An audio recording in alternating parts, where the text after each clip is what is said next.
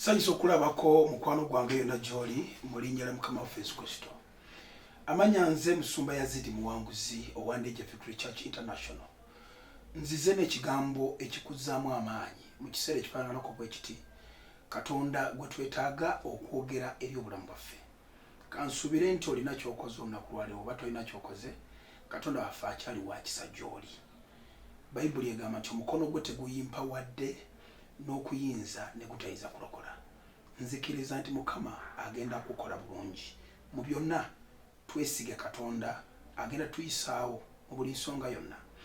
Njagala okukuzzaamu maanyi n'ekigambo kya Katonda wano mu byawandiikibwa ebitukuvu mu kitabo kya Zabbuli essuula eya 27. Bayibuli egamba bw'eti, the book of Psalms chapter 27. The book of Psalms chapter 27. Bayibuli egamba olunyiriri olw'ekkumi. Bayibuli egamba nti kubanga kitange ne mmange bandese, naye Mukama ananzijanjabanga. Taata w'omuntu yatasobola kumulekerera. Mama w'omuntu yali close n'omwana we. Naye essera kituuka n'akuleka. Taata wo n'akuleka, mama wo n'akuleka. Wabanga taata asobola okuleka, what about your friend? Wabanga mama asobola okuleka, what about your wife? Your husband? Wabanga mama wo asobola okuleka, ate gino emikwano gye tufuna nga tumaze okula. Nazuula ekintu kimu, ti ebintu byonna bisobola okuleka, abantu bonna basobola okuvaamu. Mikwano gyo gye muyita nfiira bulago asobola okwabulira, naye Mukama tasobola kuleka. Olunyiriri kyeruva lugamba nti kubanga kitange ne mmange bandese, naye Mukama ananzijanjaba. Sente zisobola okwegaana, ebitiibwa bisobola okuvaako, basobola okugoba ku mulimu nga tokyalina mulimu. Katonda asigala ye Katonda. Abantu nga bakulese, ebintu nga bikwekyanzeeko, n'omwana wo gwe wakeera enkya n'ozaala asobola okwefuulira, but God tasobola kuleka. Mukama ali wamu naawe mu linnya lya Mukama waffe Yesu Kristo. Ekigambo kino nkiwulira ku mutima gwange kikugamba ndyoke nsabe naawe. Biki by'owulira nga tebyandikuvuddeko? Biki by'owulira nga tebyandikulese? Kitwale nti kati byonna nga bikulese, osigazza Katonda. Katonda labirira ekigambo ky'okukituukiriza. Yayogera n'agamba siri kuleka, ngenda kubeera naawe.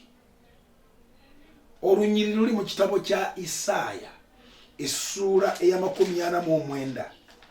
Isaiah chapter 49. Isaaya essuula ya 49. Olunyiriri olw'ekkumi. Bayibuli egamba nti naye Sayuni n'ayogera nti Mukama andese era aneerabidde. Sayuni yayogera, Katonda tinabagamba nti akulese. Naye ebirowoozo by'omuntu olw'okuba nti olina by'oluubirira, olina by'oyagala, olabirira nga tebinaakutuukirira, Katonda akwerabidde. Naye Bayibuli egamba nti omukazi ayinza okwerabira omwana waayonka, obutasaasira mwana wandaaye. Kibuuzo, it is a question. Bayibuli emala neyeddamu negamba nti weewaawo awo bayinza okwerabira. Maama wo eyakera ku makya okuzaala asobola okwerabira. Taata wo, mukwano gwo, mikwano gyo, nfiira bulago basobola okwerabira, naye Mukama tasobola kwerabira. Olunyiriri kyeruva lugamba nti weewaawo bayinza okwerabira, naye nze sikwerabire nga ggwe. Katonda tannaba kukwerabira mu situation yonna gy'oyitamu mpaka kaakano. Ebintu byonna by'ogenza oyitamu, emitawaana, ebizibu, endwadde, bizibu, mabanja, kweraliikirira, bisobola okubeerawo, but Katonda ali kumpi naawe asobola okuyisaawo mu linnya lya Mukama waffe Yesu Kristo. Bayibuli kyeva egamba nti nze sikwerabire nga ggwe, laba nkuyeze ku bibatu by'emikono gyange ebisenge bye biri mu maaso gange bulijjo abaana bo banguwa katonda bwa akuteeseeko amaaso tagenda kuleka byonna ebikusoomooza nga birowooza nti katonda ogenda kwegana katonda naye teweegaana katonda mu kaseera akakazigizigi mu kaseera ak'ennaku mu kaseera k'ebizibu mu kaseera k'ebbulwa kirungi nnyo okwesiba ku katonda kuba katonda kyekiddukiro kyaffe mukama agenda kuyisaawo mu linnya lya mukama waffe yesu kristo njagala kusaba naawe nekkiriza nti katonda ali kumpi naawe njagala kusaba naawe mu ddakiika zino naye kkiriza nti katonda takwerabidde katonda akyali ku namulondo akulowoozaako bayibuli egamba nti ebirowoozo byalina gy'oli birungi byereere si bya bubi katonda akulowoozaako bulungi katonda ayagala kuwa enkomerero eyo oluvannyuma ebeere bright oluvannyuma lwo ogenda kuba n'obujulizi nga bino bimaze okubaawo katonda agenda kuleeta obujulizi obwannamaddala mu linnya lya mukama waffe yesu kristo katusabe naawe katonda wa ibulayimu isaaka ne yakobo nkwebaza olw'omukazi oyo n'omusajja oyo ali mu Africa, ali mu Asia, ali mu Uganda, ali mu America, ali Sweden, Switzerland, Germany, Australia, Canada, abali mu United Arab Emirates. Mbasabidde mukama okyali kumpi nabo, okyali wamu nabo okubayamba, oli wamu nabo okubazaamu essuubi, oli wamu nabo okubawanirira mu linnya lya mukama waffe Yesu Kristo. Tonnaba kumuleka omukazi oyo, tonnaba kumuleka omusajja oyo. Ebizibu n'emitawaana byayiseemu biraga nti katonda togenda kumwabulira waba tannafa akyali naawe. Nsabye mukama wanirira abantu bayiseewo, leeta essuubi eppya gw'ekiddukiro kyaffe, omukono gwa mukama gulabisibwe gye bali mu linnya lya mukama waffe Yesu Kristo.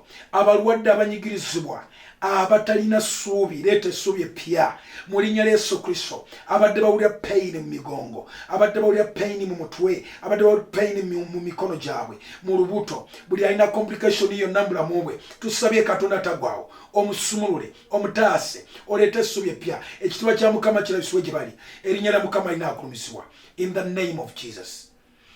Abalungi abaagalwa, mbadde Yazidi Muwanguzi. Genda mu maaso sharinga kyolabye ne mukwano gwo. Katonda agenda kuwa omukisa.